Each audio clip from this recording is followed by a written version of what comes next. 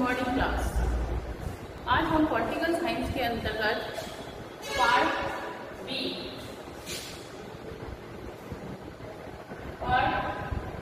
के अंतर्गत lesson third था हमारा संघीय भारतीय संघवाद के आधारभूत तत्व। लेसन जो है हमारा अध्याय 3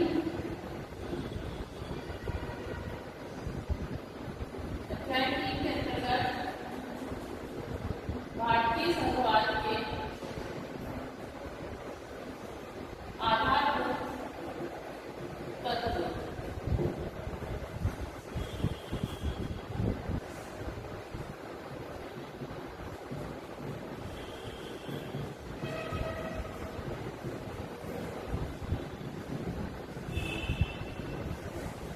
इसके अंतर्गत हमने कल इसके आधारभूत तत्वों का वर्णन किया था। जो 7 पॉइंट थे उन 7 पॉइंटों का हमने वर्णन किया था और संघवाद के बारे में समझा था। आज हम इसी को आगे बढ़ाते हुए इसके अंतर्गत पढ़ेंगे एकात्मक लक्षण कि एकात्मक लक्षण क्या होता है, जिसके अंतर्गत संघ की व्यवस्था को देखते हुए क्या किया जाता है भाई, सारी जो शक्तियां होती हैं वह एक के हाथ में ही होती है। तो आज हम इसका विस्तृत रूप से वर्णन करेंगे एकात्मक लक्षण। नेक्स्ट हमारा जो टॉपिक है वह है एकात्मक लक्षण। पहला जो टॉपिक था वो हमने पढ़ा था आधारभूत तत्व कि संघ की व्यवस्था के अंतर्गत कौन कौन से आधारभूत तत्वों का वर्णन किया गया है। तो देखिए आज 3.2 जो हमारा पॉइंट है उसके अंतर्गत बताया है एकात्मक लक्षण। सबसे पहले जानेंगे कि एकात्मक लक्षण होता क्या है।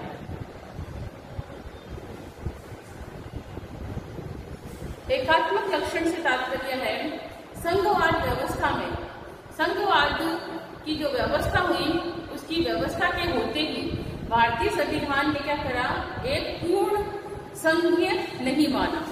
जो भारत का जो संविधान था उस संविधान को पूर्ण संघीय नहीं माना, क्योंकि भारतीय संघ में कुछ ऐसे प्रावधान थे जो एकात्मक होने के साक्षात प्रमाण थे कि वह एकात्मक व्यवस्था को अपना रहे हैं।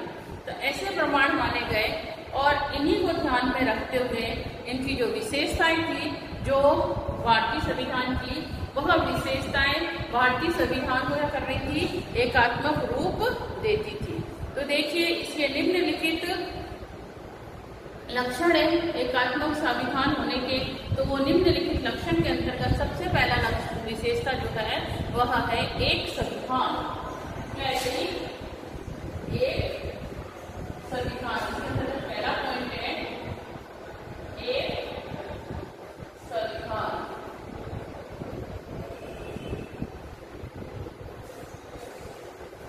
इसके अंतर्गत कहा गया कि भारत के अंतर्गत भारत में केंद्र और राज्य, केंद्र सरकार और राज्य सरकार दोनों के लिए एक ही संविधान है।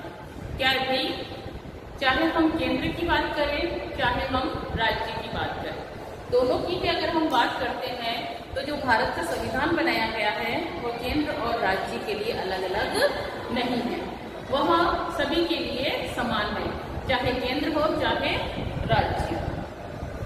और साथ ही साथ इसके अंतर्गत कहा गया पहले 2019 से पहले की अगर हम बात करें तो सिर्फ इसके अंतर्गत जम्मू कश्मीर के संविधान को छोड़कर संपूर्ण भारत का जो संविधान था वह एक ही होगा। लेकिन आज वर्तमान में 2020 में जम्मू कश्मीर भी क्या है भाई, जम्मू कश्मीर के अंतर्गत भी भारत के संविधान को क्या कर दिया है, माना गया है कि उसी को, भारत के संविधान को ही जम्मू कश्मीर भी फॉलो करेगा। तो इसके अंतर्गत एक लक्षण को ध्यान, एक संविधान को ध्यान रखते हुए इसके अंतर्गत कहा गया कि भारत में केंद्र और राज्यों के लिए क्या होगा भाई, एक ही संविधान होगा। अमेरिका तथा स्विट्जरलैंड आदि देशों में संघात्मक प्रणाली अपनाई गई है। वहां पर कैसी प्रणाली देखने को मिलती है, संघात्मक, तथा वहां राज्यों को अपने पृथक संविधान है।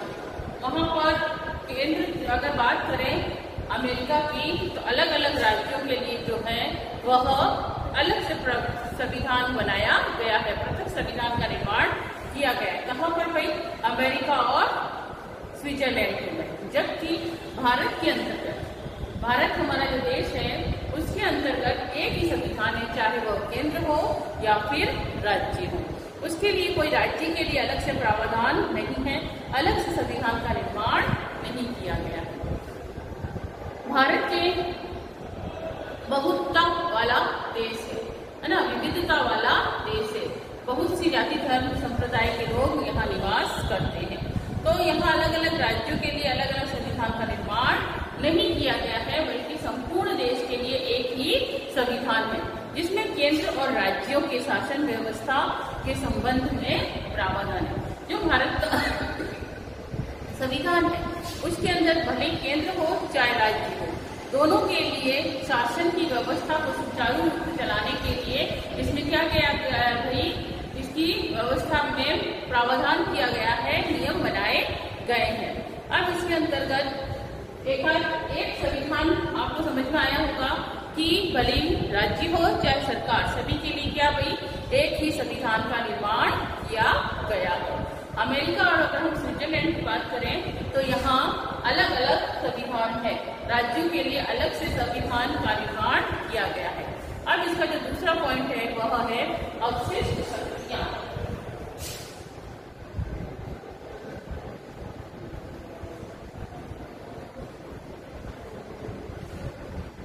अवशिष्ट शक्तियां, कल की क्लास में हमने पढ़ा था कि जो शक्तियों के बारे में हमने पढ़ा था कि जितनी भी शक्तियां हैं वह किसके पास है भाई? अवशिष्ट शक्तियां केंद्र सरकार को प्रदान की गई हैं। तो इसके अंतर्गत जो अवशिष्ट शक्तियों का प्रावधान है वह अनुच्छेद 248 में है।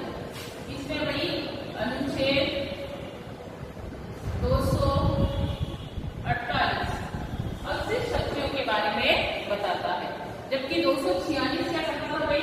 246 अनुच्छेद के अंतर्गत शक्तियों का विभाजन किया गया था सूची, राज्य सूची और केंद्र सूची, समवर्ती सूची के अंतर्गत को ध्यान में रखते हुए।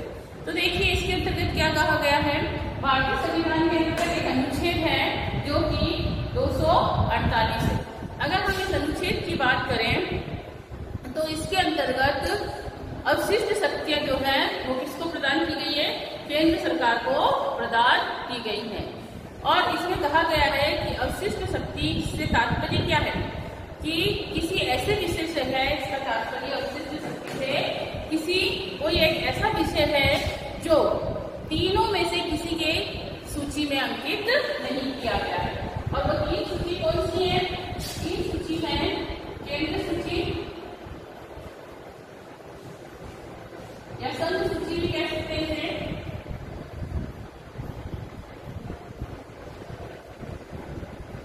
दूसरी है राज्य सूची और तीसरी है समवर्ती सूची।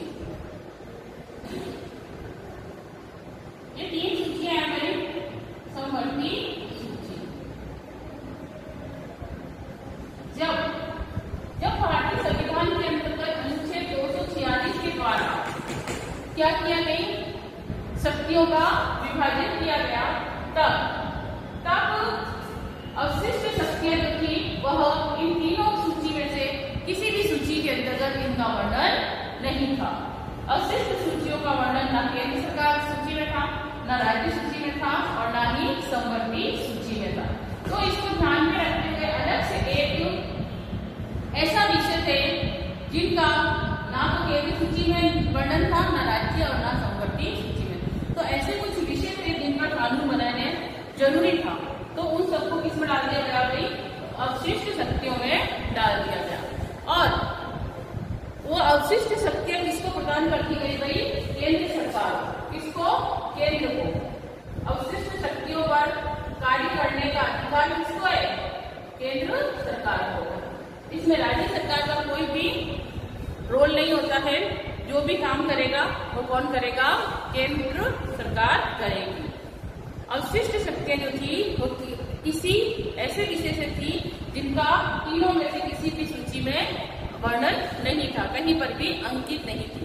और ये व्यवस्था जो अवशिष्ट शक्तियों की जो व्यवस्था है वह कनाडा के संविधान से ली गई थी। कहाँ से ली गई? कनाडा के संविधान से। अवशिष्ट शक्तियों का जो प्रावधान है वह कनाडा के संविधान से लिया गया है। वापिस से देखिए एक बार, अवशिष्ट शक्तियां ऐसी शक्ति है जिन ऐसे विषय जो कि अलग अलग विषयों के कानून बनाने का अधिकार इन तीन को था, केंद्र को, राज्य को और संवर्ती को। लेकिन कुछ ऐसे विषय थे, ऐसा कार्य था जिन पर ना तो केंद्र सरकार कार्य कर रही थी, ना राज्य सूची कर रही थी, ना संवर्ती सूची कर रही थी। तो ऐसे विषयों में कार्य करने के लिए क्या बनाया गया? भाई अवशिष्ट शक्तियों का निर्माण किया गया, जो कि अनुच्छेद 248 के अंतर्गत बताया गया है। और इन पर कार्य करने का अब जो अधिकार है वो किसको दे दिया गया है? भाई केंद्र सरकार को दे दिया गया है। और साथ ही साथ अवशिष्ट शक्तियों का जो प्रावधान है वो हमने हमारे संविधान में कहाँ से ग्रहण किया है? कनाडा के संविधान से ग्रहण किया है। तो ये थी हमारी अवशिष्ट शक्तियां। नेक्स्ट है संविधान संशोधन। तीसरा जो पॉइंट है वह है संविधान संशोधन। संविधान संशोधन क्या होता है? पहले ही बता चुके आपको, फिर वापिस से देखिए।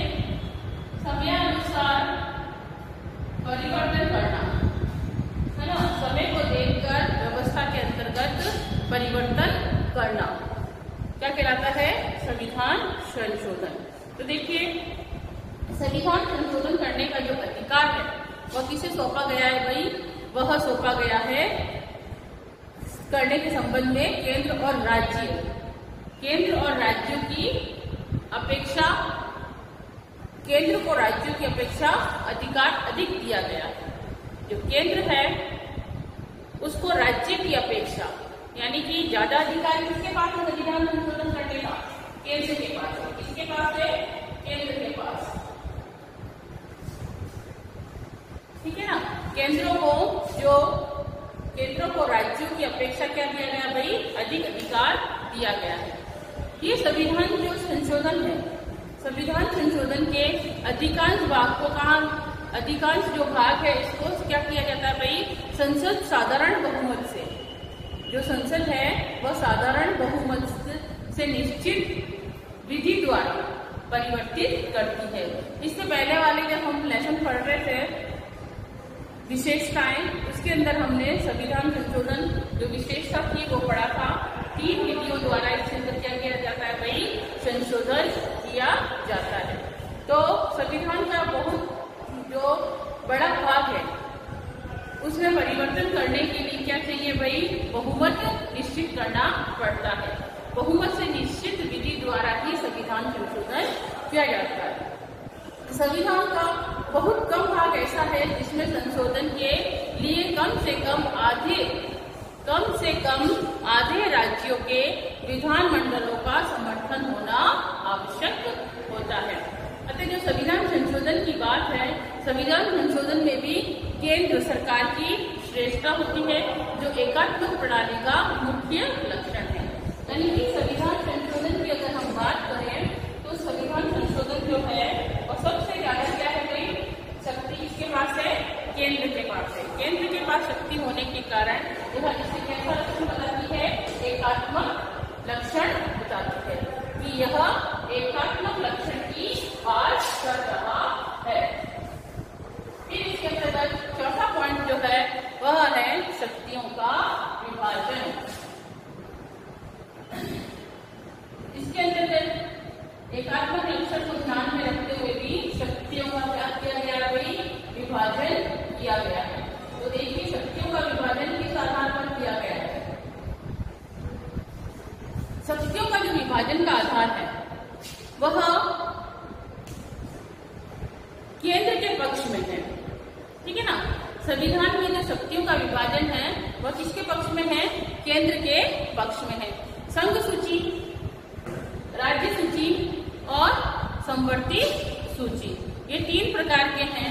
संघ में राज्य सूची की अपेक्षा अधिक विषय अंकित है। करें इनके विषयों की, तो सबसे ज्यादा विषय जो है विषयों पर कानून बनाने का अधिकार किसको है? केंद्र को है। केंद्र सरकार को कितने विषयों पर कानून बनाने का अधिकार है? 97 विषयों पर। 97 विषयों पर कानून कौन बनाता है भाई? केंद्र सरकार बनाती है। जबकि राज्य सूची के अंतर्गत कितने विषय हैं? राज्य सूची के अंतर्गत 66 विषयों पर कानून बनाने का अधिकार दिया गया है। जबकि समवर्ती सूची के अंतर्गत 47 विषय हैं। कल हमने पढ़ा था इनको कि अलग अलग विषयों पर कानून बनाने का जो अधिकार है अलग अलग प्रकार से वर्णित किया गया है। केंद्र जो है 97 विषयों पर कानून बनाती है, जबकि राज्य 67 विषयों पर और समवर्ती सूची 47 विषयों पर। और उसके बाद आती है अवशिष्ट शक्ति। अवशिष्ट शक्ति किसके पास है भाई? कनाडा के पास, सॉरी केंद्र सरकार के पास है। और कहाँ से ली गई है? कनाडा के संविधान से लिया गया है यह प्रावधान। अगर हम संघ सूची के विषय में बात करें तो संघ सूची में अंकित जितने भी विषय हैं वह केंद्र अथवा संसद कानून बनाती है। इसके अंतर्गत विषयों पर कानून बनाने का अधिकार किसको है? केंद्र या फिर संसद इसके अंतर्गत कानून का निर्माण करती है। और अगर हम राज्य सूची की बात करें तो राज्य सूची में अंकित जितने भी विषय हैं उन विषयों पर कानून बनाने का जो अधिकार है वह राज्य विधानमंडल को जाता है। कि राज्य के अंतर्गत जो भी विषयों पर कानून बनाना है किसके द्वारा बनाया जाएगा? वो बनाया जाएगा राज्य के विधानमंडलों के द्वारा। किंतु कुछ ऐसी अवस्थाएं, कुछ ऐसी अव्यवस्थाएं हैं जिनमें कानून बनाने के लिए संसद भी राज्य सूची में अंकित विषयों पर कानून बना सकती है। कुछ ऐसी अव्यवस्थाएं हैं जिनको सुधारने के लिए, उनको सुचारू रूप से लागू करने के लिए क्या किया गया भाई?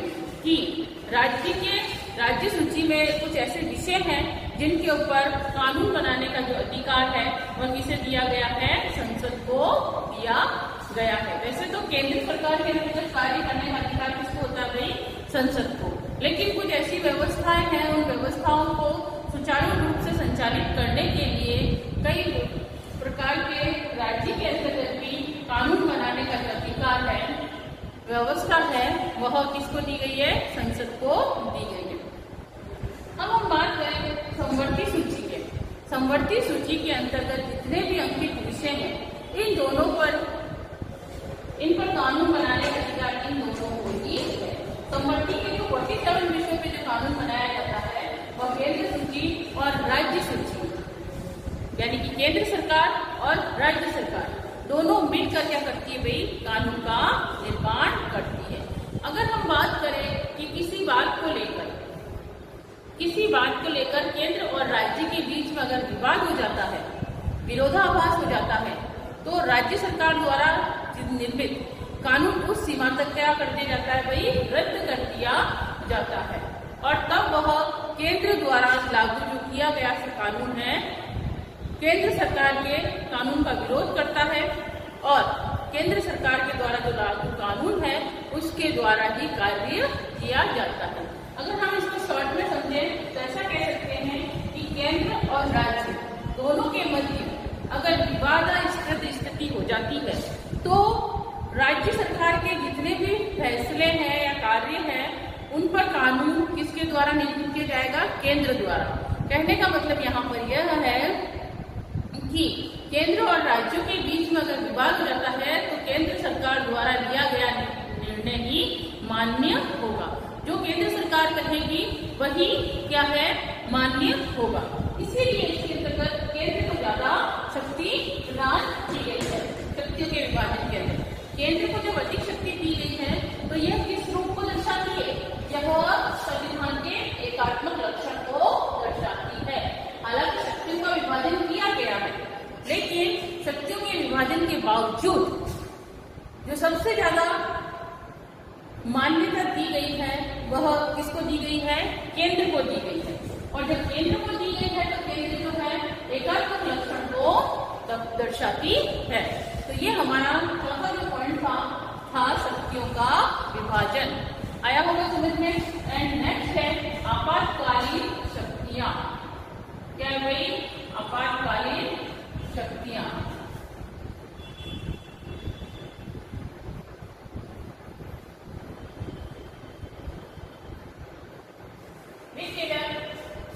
आपातकालीन शक्तियों से क्या तात्पर्य? आपातकालीन जो शक्तियां हैं वह उनका जो वर्णन है वो कितने अनुच्छेदों में है? 3 अनुच्छेदों में है। 352, 356 और 360। आपातकालीन शक्तियों का जो हम वर्णन है, पहले भी हमने जब भारत की संविधान की विशेषताएं पढ़ी थी उसके अंदर भी बड़े ही स्पष्ट तरीके से मैंने आपको समझाया था। फिर भी एक बार वापस से देखिए आपातकालीन शक्तियां क्या हैं। संघात्मक संविधान में एकात्मक रूप देने के लिए क्या किया गया भाई? संशोधन करना आवश्यक बताया गया है। परंतु भारतीय संविधान के अंतर्गत जो विशेषता है उसमें जो विशेषता है कि संशोधन किए बिना इसको एकात्मक रूप नहीं दिया जा सकता। तो इसी को ध्यान में रखते हुए संविधान का जो अनुच्छेद है 352, 356 और 360, ये तीनों क्या करता है भाई? राष्ट्र की जो है राष्ट्रपति आपातकाल की घोषणा करता है। इन तीनों ही अनुच्छेदों के द्वारा आपातकाल की घोषणा किसके द्वारा की जाती है भाई? राष्ट्रपति के द्वारा की जाती है। अगर हम बात करें 352 अनुच्छेद की, तो 352 जो अनुच्छेद है वह क्या कहता है? वह कहता है कि राष्ट्रपति को विश्वास हो जाए, राष्ट्रपति को अगर विश्वास हो जाए कि देश के अंदर युद्ध, बाहरी आक्रमण या फिर सशस्त्र विद्रोह हो गया है जिसके कारण भारत की सुरक्षा जो है वो क्या है भाई? खतरे में है, तो समस्त देश में क्या हो जाएगा भाई? समस्त देश में, देश के किसी भी भाग में वह आपातकाल की घोषणा कर सकता है। क्या कर सकता है? देश के किसी भी भाग में आपातकाल की घोषणा कर सकता है। कि देश के किसी भी भाग में क्या हो जाएगा भाई? देश के किसी भी भाग में, देश के किसी भी भाग में सशस्त्र विद्रोह हो जाए, युद्ध हो जाए, बाहरी आक्रमण हो जाए और राष्ट्रपति को ये विश्वास हो जाए कि हाँ वाकई में क्या हो रहा है भाई? आक्रमण हो चुका है और देश की जो सुरक्षा है वो क्या है भाई? खतरे में है। तो देश की सुरक्षा को ध्यान में रखते हुए वह 352 अनुच्छेद के द्वारा देश के अंदर किसी भी भाग में क्या लगा सकता है? आपातकाल की घोषणा कर सकता है। किसके अनुसार भाई? 352 अनुच्छेद के अनुसार। अगर हम बात करें अनुच्छेद 356 की, तो 356 के अनुसार कहा गया है यदि राष्ट्रपति राज्य के राज्यपाल या किसी अन्य साधन द्वारा सूचना मिलने पर उसे विश्वास हो जाए कि उस राज्य की जो स्थिति है वो कैसी हो गई है? राज्य में ऐसी स्थिति उत्पन्न हो गई है जिससे राज्य का जो शासन है वो संवैधानिक प्रावधानों के अनुसार नहीं चलाया जा रहा है। अगर राष्ट्रपति को किसी या तो राज्यपाल बताए उस राज्य का या फिर अन्य किसी के द्वारा ये ज्ञात होता है कि किसी भी राज्य का शासन जो है संविधान के प्रावधानों के अकॉर्डिंग नहीं चल पा रहा है और उसको राष्ट्रपति को ये विश्वास हो जाए कि हाँ ये वो बात कही जा रही है वो वाकई में क्या है? उचित है, वाकई में इनका जो कार्य है वो सुचारू रूप से नहीं हो पा रहा है। सुचारू रूप से तात्पर्य संवैधानिक विफलता के कारण राज्यों में संवैधानिक क्या हो रहा है? संवैधानिक विफलता हो गई है।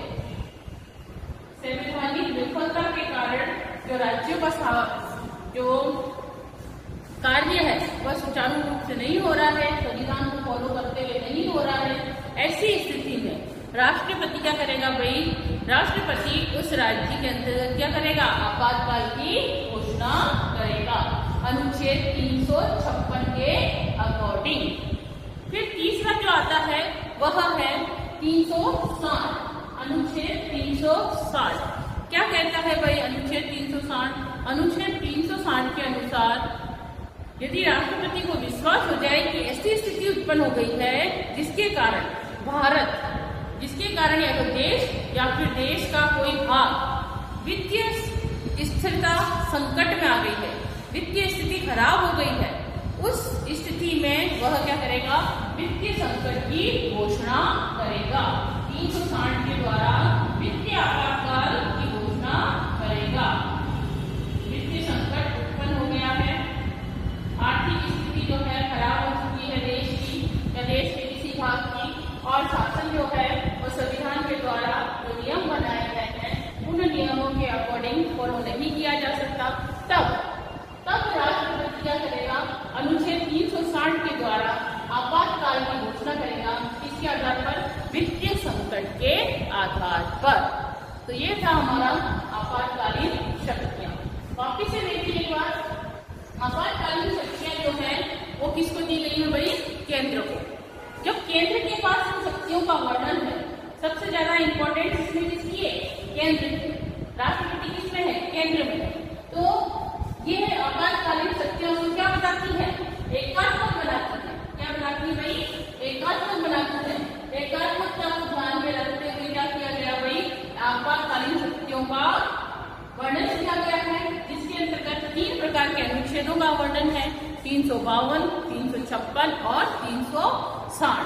अगर देश के किसी भी भाग में, अगर देश के किसी भी भाग के अंतर्गत क्या हो गया है, युद्ध हो गया है, बाहरी आक्रमण कर दिया गया है, सशस्त्र विद्रोह कर दिया गया है, ऐसी स्थिति में राष्ट्रपति को पूर्ण विश्वास हो जाए कि हाँ वाकई में देश का कोई भाग जो है वह क्या हो रहा है, इस प्रकार की स्थिति का सामना कर रहा है, तब राष्ट्रपति अनुच्छेद 352 के द्वारा देश के किसी भी भाग में क्या कर सकता है, आपातकाल की घोषणा कर सकता है। 356 के द्वारा किसी भी राज्य में अगर संविधान जो है वो संवैधानिक प्रावधानों में क्या हो रहा है भाई, संकट आ रहा है, या फिर संविधान जो है प्रावधानों के अनुसार नहीं चलाया जा रहा है, संविधान के नियमों के अकॉर्डिंग नहीं फॉलो किया जा रहा है, संवैधानिक विफलता आ रही है, तब या तो उस राज्य का राज्यपाल राष्ट्रपति को क्या दिलाएगा भाई, विश्वास दिलाएगा, या फिर अन्य किसी के द्वारा उसे ये विश्वास हो जाए राष्ट्रपति को कि राज्यों के अंतर्गत संवैधानिक विफलता दिखाई दे रही है, तब वह राष्ट्रपति क्या करेगा भाई, उस राज्य में आपातकाल की घोषणा करेगा। और तीसरा अनुच्छेद जो है वह है 360 अनुच्छेद, जो कि भारत के किसी भी भाग में अगर आर्थिक संकट आता है ना, आर्थिक स्थिति कमजोर नजर आती है, या फिर वित्तीय स्थिरता संकट में है, तब उस समय वित्तीय संकट को ध्यान में रखते हुए इसकी घोषणा की जाएगी, वित्तीय संकट की घोषणा की जाएगी 360 के अकॉर्डिंग। तो ये 3 अनुच्छेद आपातकालीन शक्तियों का वर्णन करते हैं। इसके आगे की क्लास जो है हम कल लेंगे, जिसके अंतर्गत अभी इसके टोटल 12 कितनी लक्षण है भाई, इसके